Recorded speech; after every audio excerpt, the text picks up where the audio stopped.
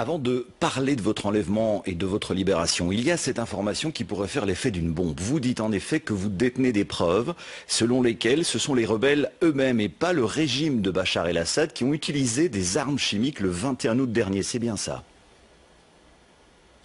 Je n'ai pas dit ça exactement. Pour le moment, pour une question éthique, nous sommes déterminés, Domenico et moi, à ne pas sortir l'information. C'est un petit peu logique.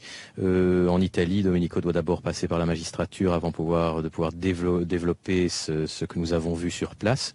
Donc quand la Stampa pensera que le moment est venu de détailler cette information, je le ferai au même moment dans le média de mon choix ici en Belgique.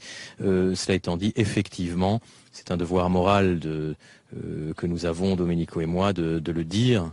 Ce n'est pas le gouvernement de Bachar al-Assad qui a utilisé les gaz sarin ou autres gaz de combat dans la banlieue d'Hamassen d'Al-Ghouta.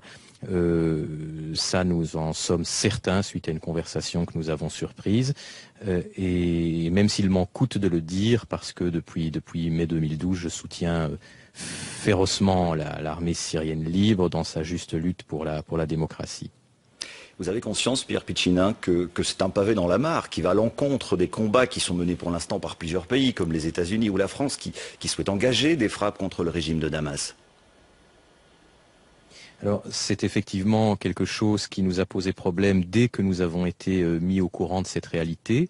C'était le 30 août, nous étions à Babalawa, dans la caserne, dans la centrale de l'armée libre partagée avec le mouvement Al-Farouk. Et pour nous, quand nous avons entendu ce que nous avons entendu, on avait un peu la tête en feu parce qu'on avait eu quelques informations avant selon lesquelles effectivement les États-Unis principalement avaient l'intention de punir le régime, d'intervenir. On avait la tête en feu parce qu'on était là, prisonniers, coincés avec cette information et il était impossible pour nous de la délivrer.